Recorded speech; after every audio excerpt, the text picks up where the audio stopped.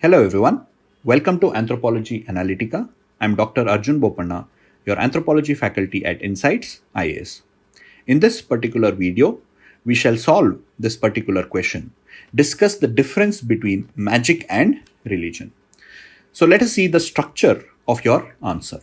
So first, you have to define what is a magic and what is religion, and if possible, you can also briefly write the similarities of magic and religion. So this should be in 2 to 3 sentences and not more than that, because that's not the demand of the question. So you can briefly write about the similarities between magic and religion, and then write about the difference between the two. So it's ideal that you put a table, a column, okay, and then write about what is magic and what is religion, and under various parameters you do the comparison and give examples for the same, and also theoretical contribution. What did anthropologists or theorists say about this difference between magic and religion? And in the conclusion, if you recollect, you can always quote James Fraser when we are talking about the difference between magic and religion, like how magic was seen in more primitive society and in more advanced society we see religion. Okay, so this is the structure of your answer. So define what is magic and what is religion. So probably like magic is a ritual procedure and acts which is believed by the practitioners that they can control the supernatural, compel them, and to achieve certain desired results. So that is what is magic. Similarly, you can quote the Tyler's definition of religion: belief system associated with spiritual being is religion. Or you can also give Emile Durkheim's definition of religion, that everything to do with the sacred objects in a society is called as religion. So this way, when you define what is religion and magic, you can start off your answer.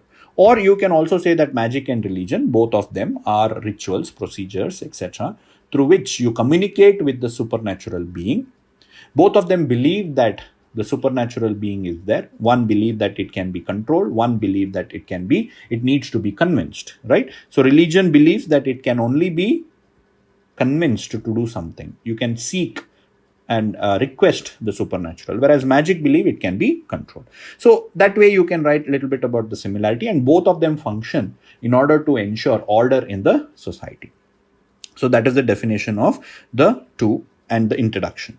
And then you go on to write the difference between the two. So here there are some differences between the two. Magic is manipulative, whereas religion is supplicative. That means magic believes that the supernatural being is under the control of humans and therefore it can be manipulated. Whereas religion believes that no, supernatural is more superior and therefore needs to be supplicated. Then magic involves spells, okay, whereby you can control the supernatural, whereas religion consists of rituals.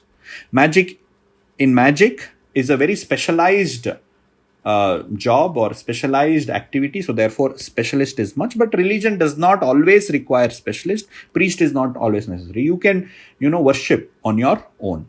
Magic is for private goal, individual clientele, whereas religion is for public goal and for public good. Magic can be both good and bad. For example, witchcraft is for bad, black magic, whereas religion is always for good, malevolent. Magic is for specific situation when the client demands it, whereas religion is calendrical. It can happen at a regular interval, like a Sunday mass, or like, for example, when there is a festival or ritual. Okay. Then magicians are generally feared and they enjoy a lower status in the society, whereas religious practitioners, they enjoy a very high status and they are revered and sometimes equated with the ruler of the society. Magic principles, according to James Fraser, you can mention that it is universal across this world, okay, based on two principles, law of contact and law of similarity. So these principles are uniform. Based on that, there are many rituals, but the underlying principle is the same. Then we have religion, which shows a lot of diversity. There could be animism, animatism, totemism, monotheism, polytheism, etc. So there are several diversity, several principles, and several values associated with religion. Next, magic is based on knowledge and it is very pragmatic. It is based on cause and effect, like a science, right? Religion is based on faith. It is non-pragmatic. Okay, and magic is rational and religion is irrational. it expects the believers to believe in faith. So that way it is irrational.